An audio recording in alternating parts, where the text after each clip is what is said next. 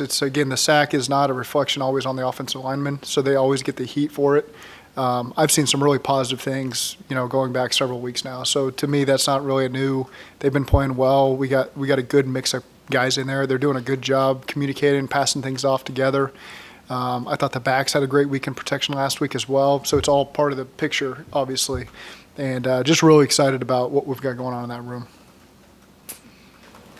How is kind of a simple question, but how has Burrow played this season, and what have been your impressions of Burrow this year, maybe compared to? He's had 2 previous good years, but compared to his previous years. I think he's doing everything we need him to do to be successful for us this year. So he's a guy that we all believe in, and I think he's operating at a very high level. Is there a difference in his game? I don't get into the comparisons from previous years. I just look at him this year. He's doing everything we need to do to win. He's brought us back now in 2 games. The first 2 games of the season put us in a position to go win both those games, and then obviously played well enough to get us the 2 victories in the last 2 weeks. So he's doing what we need to get from him. Speaking of Burrow, obviously he launched his foundation. What do you make of that, and just how proud and impressed are you with what he's been doing with his efforts? Yeah, well, his character matches his on-field talents, and that's something I've seen from him firsthand. In public ways that you guys have seen, and in private ways as well. When he's had opportunity to bring up topics in front of people who are influential, he's done it. And so, again, I think that's what people need to understand about him. It's just not just, and I don't think people think it is, it's not just a public perception. It's what he does behind the scenes as well. He's 100% genuine.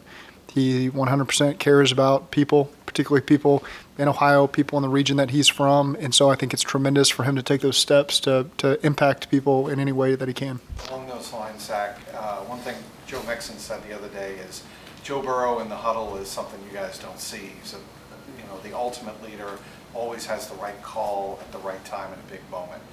What is it about him in those moments that makes him such a great leader?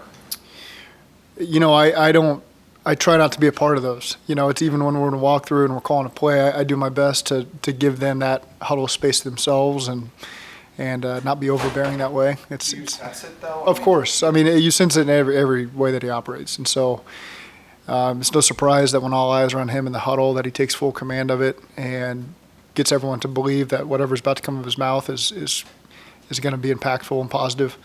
And I think that's held up in every way you can imagine. Is it important for you as a head coach to have one voice that's a leader on the field, or does it work where there's multiple guys with significant input? Multiple. It doesn't have to be on one guy's shoulders all the time. And obviously as the quarterback, that's what you sign up for, and it's going to fall on your shoulders more times than not. But at the same time, you got to have other voices that can pull together their particular position room. Or in that moment, it doesn't always have to be Joe speaking up. It can be Ted, it can be Mixon, it can be TB, it can be all the guys we got. And it has been at times. And so I think that's important for the unit to have multiple leaders. But at the end of the day, all eyes are on the quarterback, and he's got to be the one to take command. Does the extra rest help LC's back to do you think he could be and start practicing earlier on in the week? Well, I think the decision we're going to make is, especially in the short term, is Wednesdays with the vet days. So he'll still be out there, but not going on Wednesdays and then practicing on Thursdays and Fridays. So I like where he's at right now. I think that Thursday night game came at a good time for a lot of guys. And so some of the veterans, we got to make those decisions on in the early parts of the week. You made those roster moves with Cam. Excited to get him back kind of in the mix and then hurry back in practice as well. Yep. So we activated the 21-day window on Khalid Kareem and Cam Taylor Britt so they can start practicing today and participate in the walkthroughs and doing all that stuff. And so particularly for week 1, it's get them back into the flow of playing football. I think they're both in really good shape. They've they had to be out the 4 weeks obviously because of the IR, but I think that they're in a really good spot physically. Now it's just getting back into hearing the play calls and participating in the defense and special teams and getting back into the flow of things that way. What does it do for a defense when you have a linebacker like Logan who can make a pick 30 yards down the field and make a solo tackle by himself to get your defense off the field? He's a great player. He's a tremendous player, and again, he can make plays all over the field. I think him and Jermaine are a really great duo. They communicate. They play off each other really well. They're both high-level players, And it's just overall, it's a really good room. It starts with those two guys, obviously, but it's a really good room overall. Zach, Burrow talked at length about concussions and kind of some of the things about it, just big picture stuff.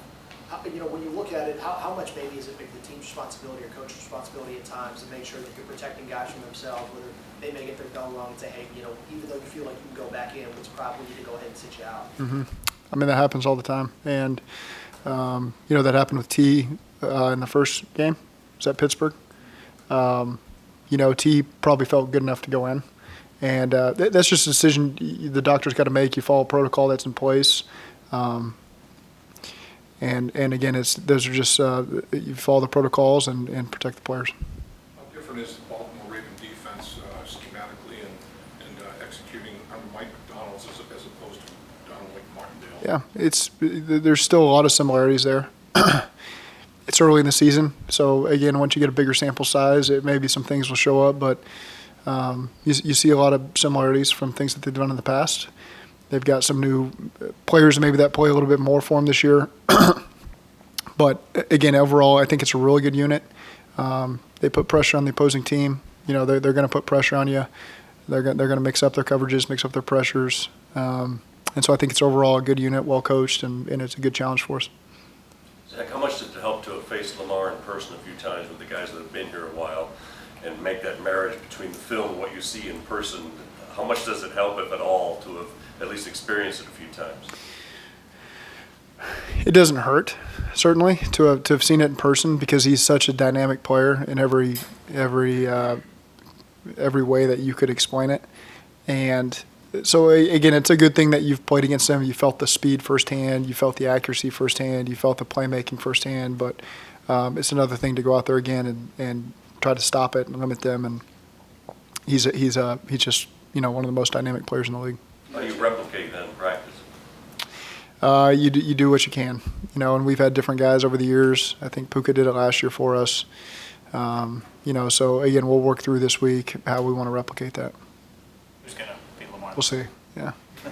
Are there multiple guys with their hands up wanting to be Lamar? Is that like? I don't know that. I haven't gotten that. We've identified who it's going to be, and I don't know that there was a lot of lobbying going on. We didn't ask for it. What's the key to defending unscripted explosion when you can do anything? You don't know what he's going to do. Yeah. Again, I think our guys have always bought into the plan that we've had, over the years with guys that can affect you with their feet. The difficult thing with Lamar is he's such a talented passer, and he's got pinpoint accuracy. He's got a really strong arm. He can throw from any body position. You can blitz him, and he can be drifting backwards, and he can throw it 45 yards down the field for a big play. He can throw it across the field for a big play. He's got a real knack for where his guys are. So, again, there's more challenges sometimes that meet the eye just because of all the things that he's capable of. And, again, we just got to play really solid, all 11 on that side of the ball, being in phase with each other, with the communication. And I wish I had the perfect answer for how to stop him. We'd be doing it. But he's a tremendous player that poses a lot of challenges.